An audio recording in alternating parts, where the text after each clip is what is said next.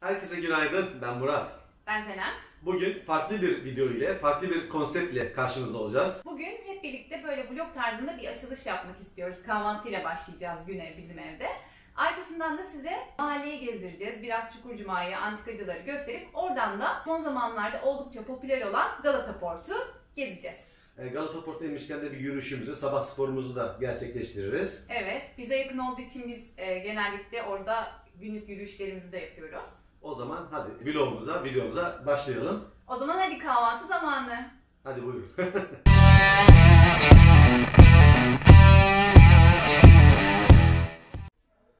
Evet arkadaşlar, kısaca da bir salonumu göstereyim sizlere. Çiçeklerimiz, bu evimiz bayağı bir güneş aldığı için hani çiçeklerimiz oldukça iyi büyüyor. Şöyle bir manzaramızı da gösterelim. Oldukça geniş bir alan, ferah bir alan var evimizin balkonunda. Şu yandan da Galata Kulesi gözüküyor ama mutfakta daha iyi gözüküyor. Onu da mutfak çekiminde gösteririm. Evet, şimdi mutfağımıza geçelim. Evet canım, ne yapıyoruz şimdi? Öncelikli olarak kahvaltının olmazsa olmazı çayımızı demleyerek başlıyoruz. Çayımızı koyalım. Ondan sonra da güzel bir omlet yapalım bugün mantarlı. Ne dersin? Süper olur dedim. Ben de balkondan bir manzarayı gösterdim ama oradan kule gözükmüyor. Şuradan da bir Galata Kulesi'ni gösterip sabahleyin bizim kahvaltımız kuleye karşı.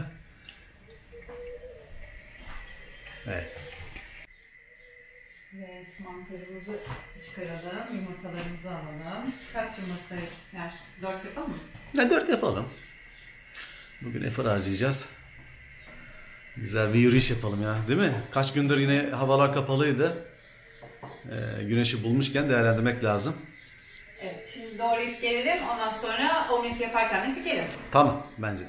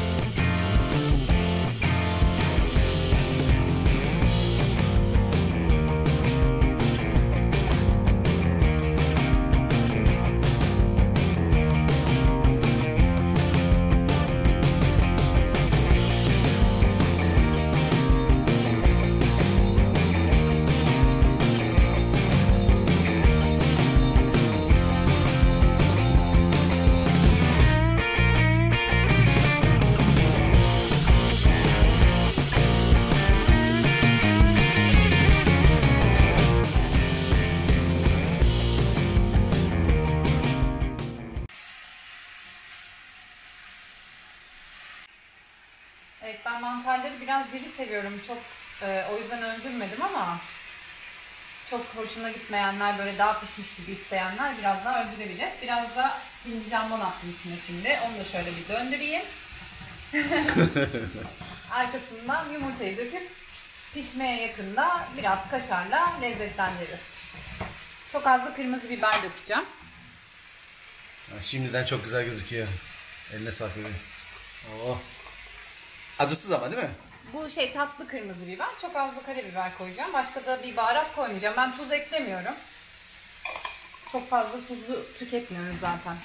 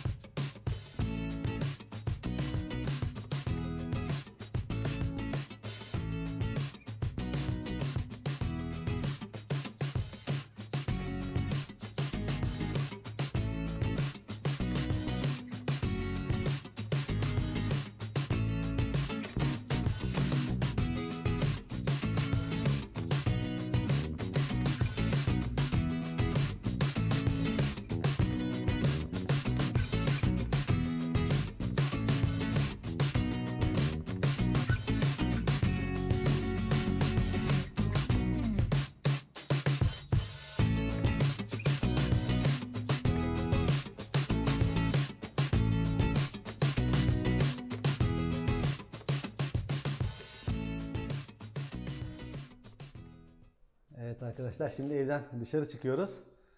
Bir asansör pozu veririm ama bizde asansör yok. O yüzden boy aynası pozu vereyim. Gel bebeğim. Evet, hazırlandık. Şimdi sizi gezdirmeye hazırız. Hadi bakalım. O zaman biraz sonra yürüyüşte başlıyoruz. Öyle mi? Evet. Evet, şimdi yürüyüşümüze başladık. Beyoğlu'ndan Galata Port'a doğru iniyoruz. Tophane yolu üzerinden gideceğiz. Şu anda neredeyiz? Faik Paşa mahallesindeyiz. Şöyle göstereyim size de arkadaşlar. Çok güzel bir bölge burası. Evet, burada bütün reklam filmleri, hatta şu anda bir dizide çekiliyordu, Yasak Elma. Yasak Elma'nın falan çekildiği sokaktayız şu anda. Instagram değil mi? Instagram fotoğraflarını. Instagram fotoğraflarının uğrak mekanı. Benim de çok var burada. Şimdi buradan Senemcim Tophane'ye ineceğiz. Tophane inmeden bence Evet. Çukurcuma'yı gezelim. Biraz şöyle etrafı gösterelim bilmeyenlere Tamam. ya da işte Görmek isteyenler özleyip de için. görmek isteyenler için. Tabii herkes Beyoğlu'na gelemiyor. İnsanların işlerinin yoğunluğundan dolayı ve buraların çok kalabalık olmasından dolayı, otopark sorunundan dolayı.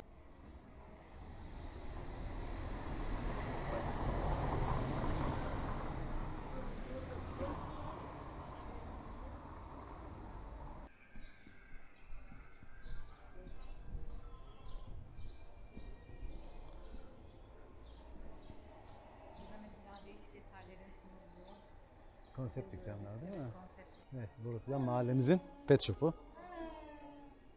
Çukurcuma Pet Shop. Burada mesela böyle değişik objeler. Hem sanat hem de Figürler antika. var. Aynen. Farklı şeyler var. Çok iyi değil mi? Ve gerçekten iyi yani. Kamerada nasıl gözüküyor bilmiyorum ama. Bakın. Bir tane de burada. Merak edenler için yerini de çekelim. Evet. Şuradaki tablo da tam böyle Perili filmlerinde al yani Katil olur. ruhu gelebilir herhalde. Çukurcuma güzel bir bölge Senem. Değil mi Evet, baby? bizim zaten çocukluğumuz burada geçti. Şimdi Evet. yeniden çocukluğumuza geri döndük. Senem de doğma büyüme bu bölgeli. Evi de çok yakın şu anda oturduğumuz eve. Evlenmeden önceki evi. Yine tekrar eski mahallesine geldi. Ah be. Aslan heykellerini çekecektik. Kapatmışlar. Aslında burada çok güzel aslan heykelleri vardı ama onlar galiba satıldı. Şimdi yerine bunlar gelmiş. Eski hamamlardan kurnalar değil mi? Kurna taşları. Evet, tarih bilgim burada yetersiz kalıyor. Ben çeşme diyeceğim. Lavabo. Normal bilmeyebilirsin. Bakar mısın ya? Çok güzel şeyler var buralarda. Şurada mesela bahçe ortasına koymak Ha için o falan. da çok güzel gözüküyor. Yani ufak bir elle zımparayla geçirdikten sonra tertemiz olurlar. Burada da mesela bir kafe var. Bunun bahçesi de var, bilinmeyen bir Ya bahçesi. bunu hiç biz de bilmiyorduk. Geçenlerde Evet. gördük. Size Değil göstermek mi? için Saklı de bahçe belki gibi değil mi? geliriz. Arkasında Evet. bahçesi varmış. Çiçeklerle falan böyle süslemişler. Güzel görünüyor. Ben de internette gördüm. Bir gün sizi de gezdiririz mutlaka. Karşımızda da neler var? Aslanlar. Hadi devam edelim. Evet, hadi devam edelim. Şimdi Çukurcuma'dan aşağıya Tophane'ye doğru sizlerle birlikte ineceğiz. Ve Galata Port'a gideceğiz. Evde de söylemiş olduğumuz gibi. Galata Bugünkü Port'ta bir rotamız, yürüyüş evet. yapalım. Biraz yürüyüş yapıp etrafı gösteririz sizlere. Neler Hı hı. var. Biraz Galata Port- mağazaları falan da hangi markalar var şöyle bir Ha, hızlıca- değil mi? Gösterelim. Evet, Tabii hızlıca tabii. geçeriz. İçerisini de bir gezelim. Epey bir çekildi Galata Port ama olsun. Bir de bizim Bir gözümüzden. de bizim gözümüzden olsun. O zaman biraz sonra Tophane yolunda tekrar Bence görüşürüz. bu yolu da devam edelim. Edelim, hatta. peki. Çünkü Var mesela apart bu. yerler var. Burası bir restoran. Cuma restoran. Ben bu sokağı çok seviyorum. İnerken çok güzel de tabii çıkarken yokuş çıkıyorsunuz. Bak kule de gözüküyor yine. Eskiden buralar bu kadar güzel değildi. Şimdi son zamanlarda özellikle 5-10 senedir. Değil mi Seren? Buralar Evet. gayet güzel, düzenli. Restorasyonu yapılmış binaların. Burada eski Çukurcuma hamamı var. Onu da çıkabilirsin. Hamamhanenin yanında. Hamamhane.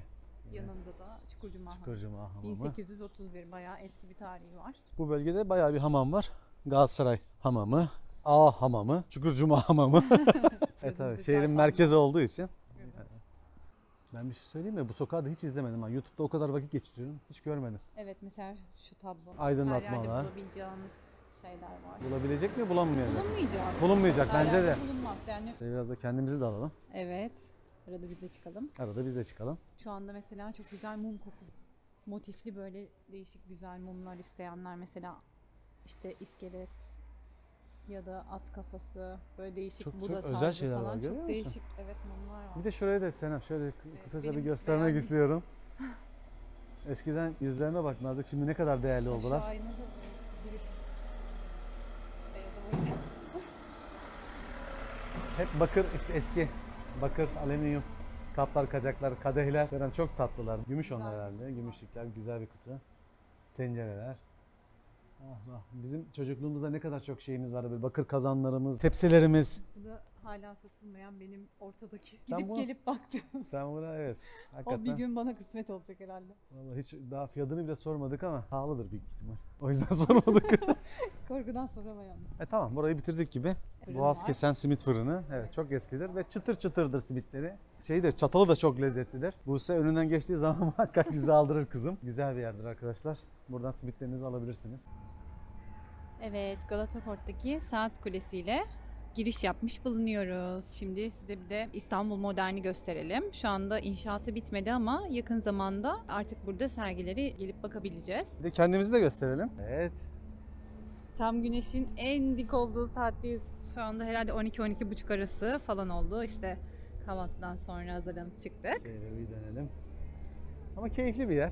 İnsanlar geliyorlar. Yani açılan mekanın içerisinde güzel bir yer. Güzel bir bölge Galata Evet, Port. yeme içme açısından gerçekten her şeyi bulabilirsiniz. Yani dönerinden tatlısına, hamburgerine her şey var. Güzel mekanlar var. Şöyle size de bir göstereceğiz şimdi hani neler var. Gelmeye değer mi değmez mi diye. Çünkü Aynen. uzakta oturanlar var, merak ediyorlar.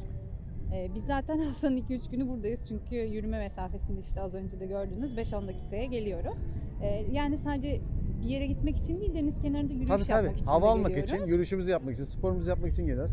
Bugün Senemciğim yürüyüşümüzü yaptıktan sonra istersen bir de bir mekana uğrayalım. Orada hafif bir tatlı atıştıralım kahvaltının Olabilir. üzerine. Şimdi bugün yeni bir gemi gelmiş. Biz şöyle yapıyoruz. Geminin bağlandığı yere göre bakıyoruz. Deniz manzarasını kapatmayacak bir mekan seçiyoruz. Şimdi uç tarafta bir iki tane böyle tatlı yenilebilecek yer var. Eğer ki önü kapalı değilse orada Oraya otururuz. Bir otururuz. kontrol ederiz. Tamam, o zaman hadi yürüyüşümüze Evet, hadi başlayalım. Biraz da yürüyelim. gösterelim. Burası nerede kalıyor diye soranlar belki olabilir. Tam Tophane aslında mevkii diyebiliriz. Yani Karaköy'den de buraya isterseniz yürüyerek gelebilirsiniz. Kabataş'tan da gelebilirsiniz. Önünde zaten tramvay geçiyor.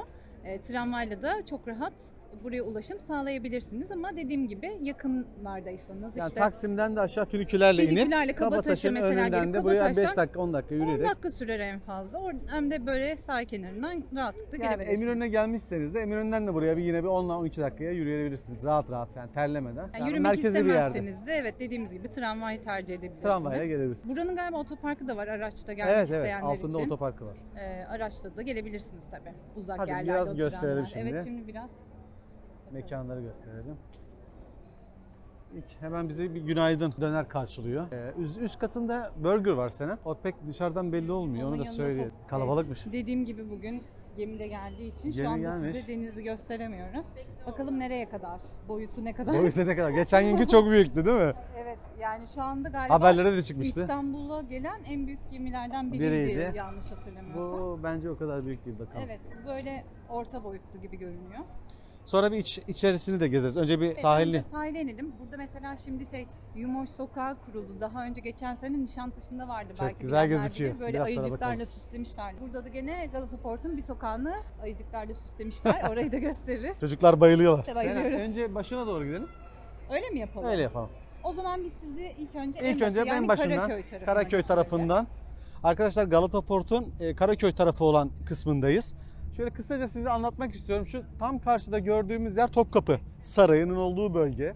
Hemen onun alt tarafı Sarayburnu bölgesi. Karşısı Eminönü, daha üstü Sirkeci. Yani İstanbul'u şöyle bir selüloidle komple gösterebilen bir manzaraya sahip burası. Hey.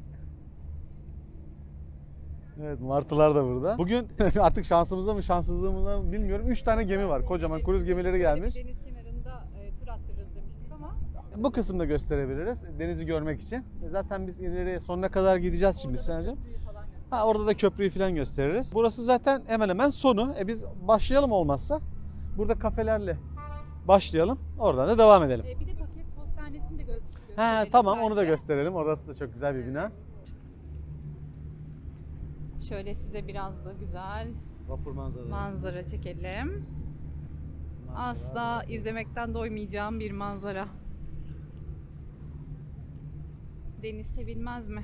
Böyle bu tarz bir gezimizde bence İstanbul'un yine özel yerlerinden Topkapı Sarayı'nı, Sultanahmet'i, Buse ile beraber görmediği yerleri, çocuğun da görmediği yerler var. Ne dersin oralara da? Evet, eğer ki sizin de hoşunuza gidiyorsa bu tarz videolar, bu videonun altına yorum bekliyoruz. Nereleri görmek istersiniz? İstanbul'da merak şurayı ettiğiniz. gezmek istiyorum, şurayı görmek istiyorum dediğiniz neresi varsa.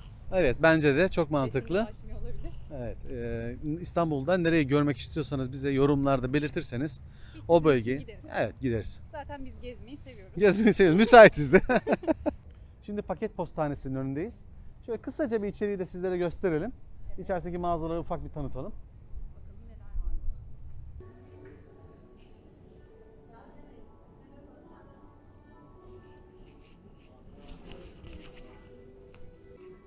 Evet, bahsettiğim tasarımcı mağazaları da gene ilk katta yer alıyor. Boho Loves, Elif Mısırlı, Mehtap Lady, Pinko, pek çok tasarımcı ve markayı dediğim gibi burada Galata Port'un Paket Postanesi bölümünde bulabilirsiniz. Evet, şimdi postaneden çıktık. Daha doğrusu eski postaneden. Şimdi sol tarafımızda Vakko Cafe var. Sağ tarafımızda da yeni yanaşan gemimiz var. Evet, Baylan Restoran'la şöyle sahil kenarından yürümeye başlayalım.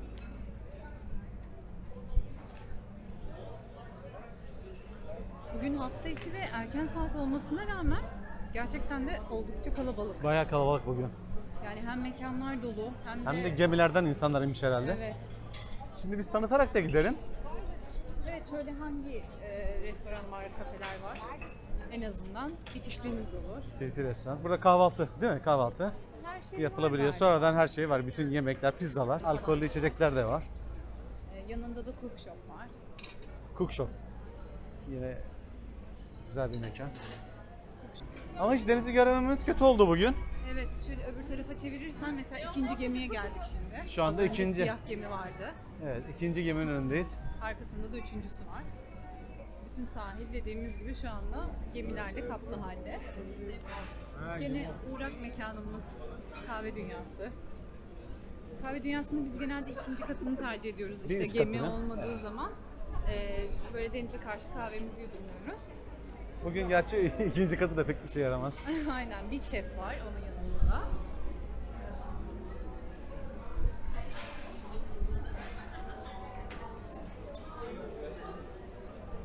Yine kahvaltı ve yemek için tercih edilebilir mekanlardan.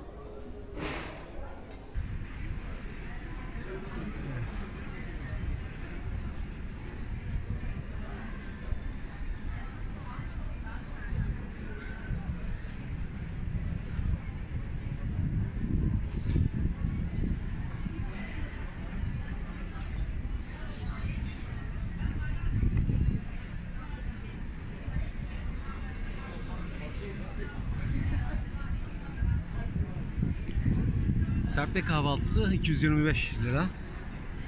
Tostlar 52 liradan başlıyor. Menemen 45 lira. Atıştırmalıklar ortaya çıtır 137 lira. Çıtır mantı 72 lira.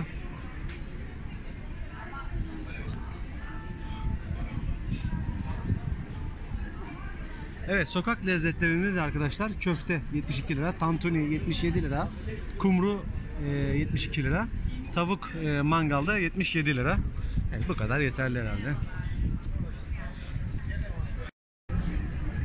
Evet, en son hamburgerleri de çekeyim. 98 liradan başlıyor. Big Burger 98 lira. Onun yanında da Happy Moons var. Onu da çekelim hatta. Ya Senem, o mekanlar kadar bayağı dolmuş kalabalık ki değil şu mi? anda Yer yok yani hiçbir yerde. Kuyruğa geçmişler. İsim bu arada yer bulamadığınız zaman isim yazdırıyorsunuz mekanlarda. Sizi müsait olunca masa çağırıyorlar. Yani hafta içi böylese ben hafta Buranın sonunu... üst katı da var. Ona rağmen 4-5 çift bekliyordu kapının önünde. Evet, bayağı kalabalıktı. Saat de erken yani. Yemek için de erken aslında. Kaç saat Bir. ya? Yani sabah 7'de falan kahvaltı yapan için belki normal olabilir de.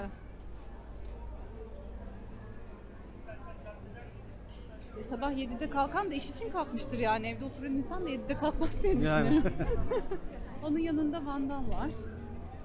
Buranın başka şubesi var mı bilmiyorum. Ben ilk defa Galata Port'ta gördüm. Evet, tasarımcılardan biri de yemek yiyordu. İsmini unuttum şimdi, yanlış söylemek istemiyorum. Raşit Bazıbağlı'ydı galiba ismi. İyi, aklımda kalmış. Evet, karıştırmadıysam şu anda şu kısmı yayınlıyoruz. Karıştırdıysam Sen yanlış. burası silinecek. Evet, çünkü Cihan Nacar'la ben çok benzetiyorum ikisini birbirine. Burada da Popülist var. Bomonti'den bilenler bilir. Gene Bomonti'nin uğrak mekanlarından böyle değişik çeşit çeşit biraları var.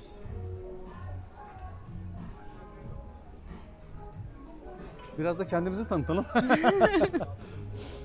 Kendimizi de gösterelim. Bu kadar mekan gösterdik. Evet, araya bir kendimizi sokalım. Aramızda da kendimizi sokalım. Nusret'i çekelim. Nusret'i çekelim, Günaydın'ı çekelim. Evet, Popülist'in yanında da Nusret'in hamburgercisi var. Salt Bee olarak geçiyor. Tam Popülist'in yanında mıydı o? Yani arkada kalıyor. Şöyle açayım ben bir saniye. Evet, şurada biraz yaklaşalım. Grafitisi falan var. Daha içeride kalıyor. Diğerleri gibi tam deniz kenarında değil. Aslında gene deniz tarafında Aslında diyebiliriz evet, ama arada diyebiliriz. çok mesafesi var. Öbürleri kadar denize sıfır sayılmaz. Şöyle dışarıda da masaları var. İçeride de servisi var. Evet, Günaydın devam ediyor. Ama bu şey değil mi? Steakhouse'u bu. Evet, bu steakhouse. Girişteki Daha böyle ye kalk tarzı.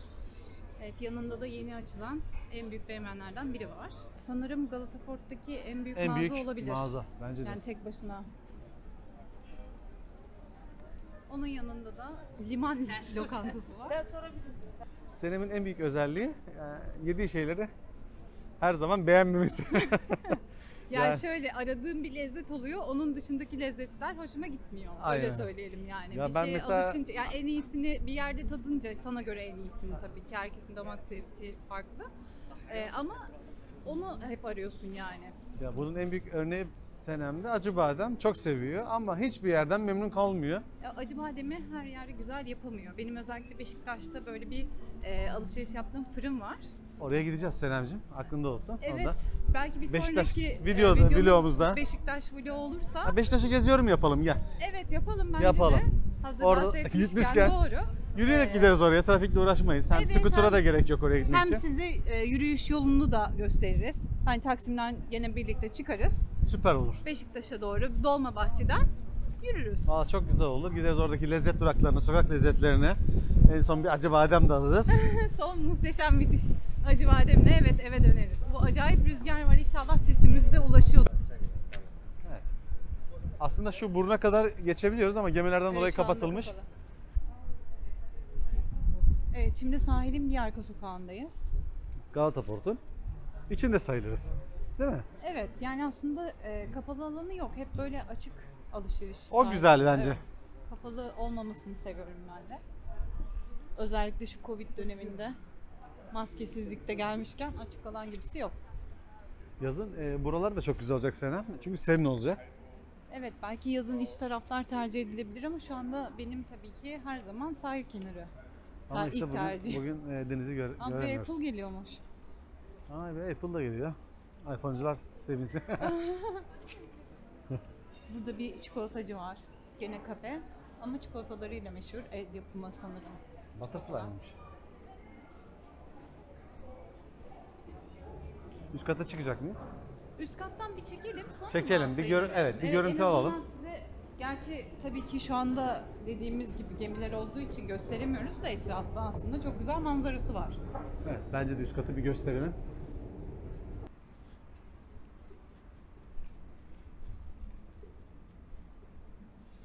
Mark Spencer'ın gene mağazası var burada.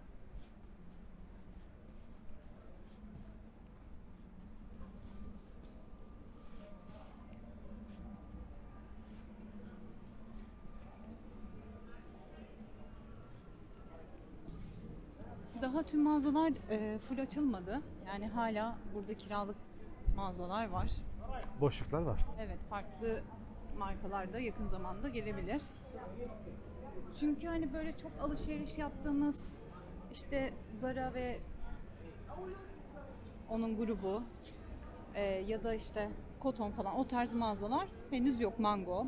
Onlar daha Zara buraya da yok gelmedi. değil mi? Daha gelmedi burada. Yok Açmadı. gelmedi. H&M Grubu da falan? yok. H&M de yok. Yani sık alışveriş yapılan fast fashion markalar henüz buraya gelmedi. Gelecek mi onu da bilmiyorum açıkçası. Gemiler olmadığı zaman bu önümüzdeki set, önümüzdeki duvar 2-3 metrelik hatta 4 metrelik duvar yatmış oluyor. Evet. Yani deniz tam sıfır gözükebiliyor. Şu anda gemiler olduğu için oradan geçiş olmamasından dolayı gemilerden inen insanları gümrüğe yönlendirmek amacıyla o duvar çekilmiş vaziyette. Gemiler gittiği zaman o duvar Beni ya da olmuyor. Murat'ı Instagram'dan takip edersiniz. Biz sürekli Galata Port'a geliriz. İnmiş halini de görebilirsiniz. inmiş halini görebilirsiniz. Hatta resimleri de mevcuttur şu an inmiş hali. Evet doğru. Sayfamıza Sayfamızda girebilirsiniz. var. Arkadaşlar kamerada çıkıyor mu bilmiyorum ama adalar gözüküyor.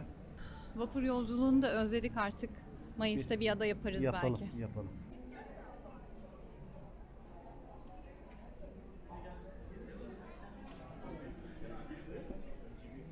Evet şu anda en kalabalık sokağına gelmiş bulunuyoruz. Herkes ayıcıklarla fotoğraf çekilmek istiyor. Ama çok tatlılar değil mi? Evet çok tatlılar.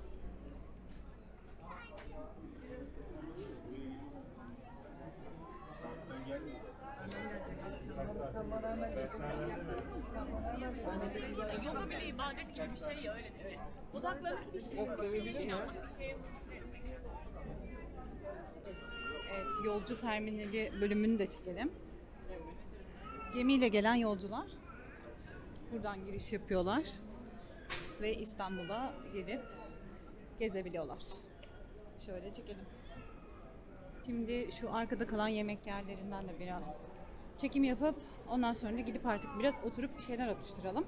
Biraz- Yorulduk. Karşıda kocaman bir espresso lab var. Sanırım en büyük espresso lab'lerden biri olabilir. En küçüğü de bizim orada Cihangir'de. Onu da gene bir gün çekeriz, gösteririz.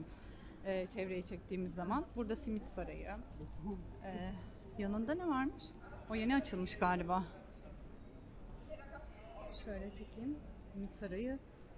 Evet daha henüz açılmamış. Sanırım. Şöyle bir yer var. Ne satacak şu anda bilmiyorum. Yanında Bodrum mantıcısı, onun yanında da İstinye tavukçusu var. Kahve dünyasının 2 ya da 3 tane burada kahvecisi var. Gelip oturup dinlenebileceğiniz. Selamcığım, bu İstinye tavukçusu, Bodrum mantısı falan fiyat açısından da diğer yerlere göre belki biraz daha uygun olabilir diye düşünüyorum. Bir tık daha olabilir.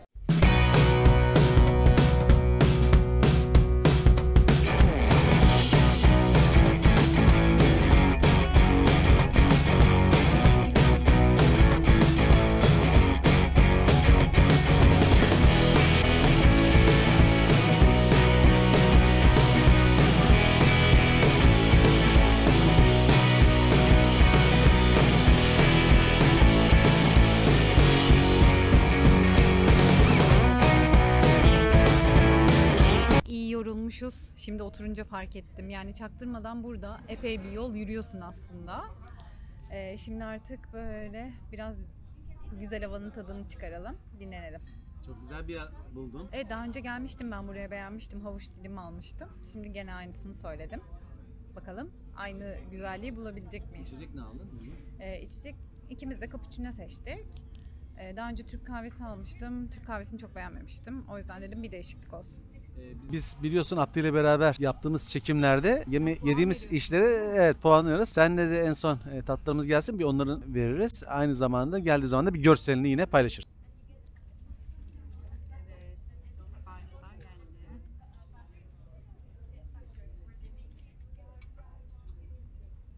Evet, siparişlerimiz geldi. Ben içecek olarak cappuccino aldım. Tatlı olarak da fıstıklı şöbiyet ve cevizli baklava denemek istedim. İkisini de ayrı ayrı yorumlamak için.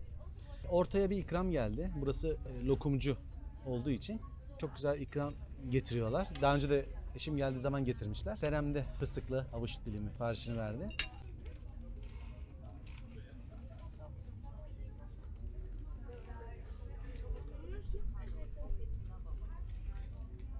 Gerçekten çok iyi. Ben baklavacı olarak beğeniyorum, çok güzel.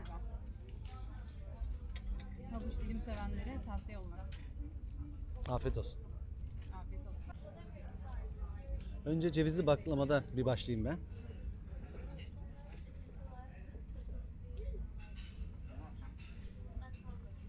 Çıtır mı?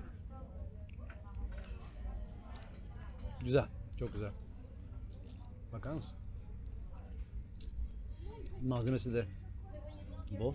Bir de şöbiyeti deneyeyim. İkisini de tatmış ol. Evet. Videoda en azından.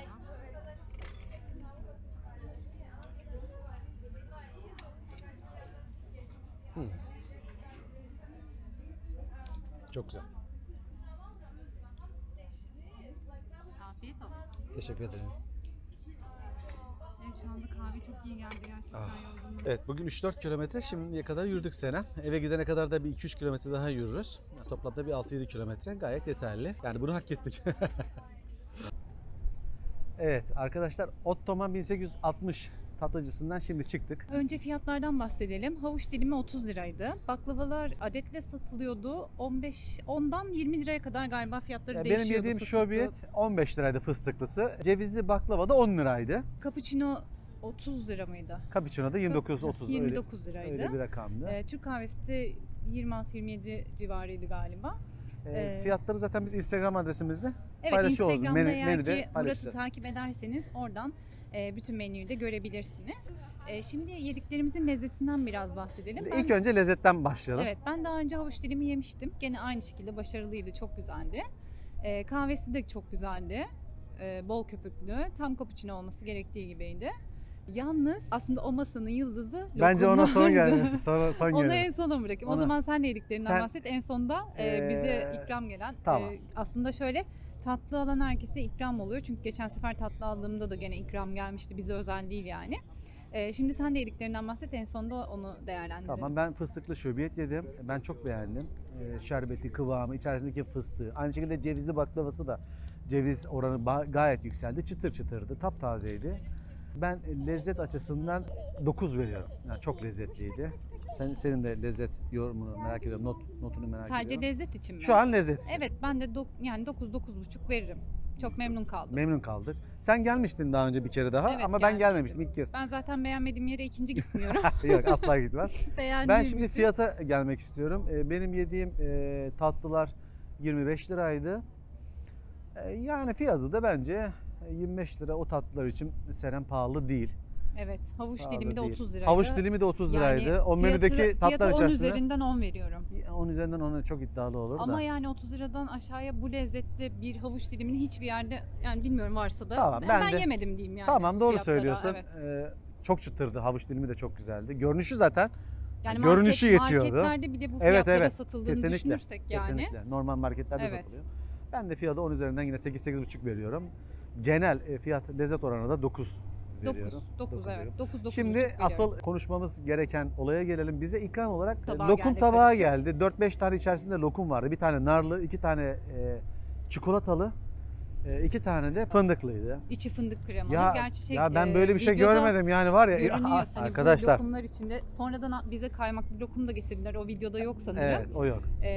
Yani spesiyalleri aslında oymuş ama bence çikolata kaplamalı ve içi fındık kremalı ve fındık parçalı. Yani lokum Ya, demeye Ben dilim var mı? ben eğer bu lokumsa benim daha önce yediklerim neydi ben bilmiyorum. Ben Ben- böyle bir şey görmedim ya. Şaka Evet, değil yani. ben Gerçekten çok şaka değil. tatlıcıyım ve lokum çok seviyorum yani evde de her Ya zaman şokum olur. şu anda, ben şokum. Öyle bir lezzet, öyle bir aroma ya, anlatamam ya. Yani Şaka bunu- gibi ama yani bunu anlatamıyorum. Hani böyle satıyorlar aslında, orada gramla kiloyla alabiliyorsunuz ama almak çok tehlikeli. Çünkü bu evde durursa ben 100 Ya, kilo olurum yani. Evde durmaz Hani ama gidip şöyle atarsın ağzına sürekli, Senem- o kadar güzel. Senem, yorgunluğumuz alması için ortaya bir lokum tabağı söylenir, kahve de içilebilir. Yani ben Evet. yani lokumları tatlısından da iyiydi, onu söyleyebilirim. Evet, 10'du yani. 10 tatlı o üzerinden on. kadar güzel olmasına rağmen lokum tatlının önüne geçti. O kadar söyleyeyim yani. Çok Yani beğendik. Hakikaten çok beğendik. Evet Senemciğim, videomuz artık Evet, burada bitirebiliriz Burada bitirelim. artık. Genel olarak size şöyle bir Galata Port'un havasını verdiğimizi düşünüyoruz.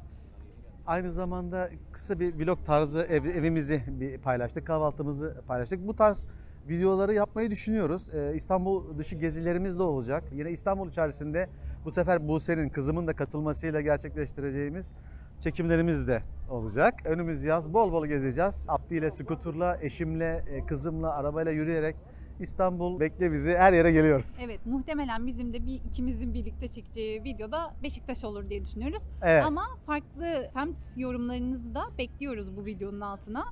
Hoşunuza gitti mi bu tarz vlog? Murat benimle birlikte video çekmeye devam etsin mi? Ne diyorsunuz? Sizin de fikirlerinizi açığız tabii ki. Eğer videomuz da hoşunuza gittiyse bir beğeniyi bizden esirgemezseniz mutlu oluruz. Hoşça kalın, bizimle kalın. Abone olmayı da unutmayın. Bye.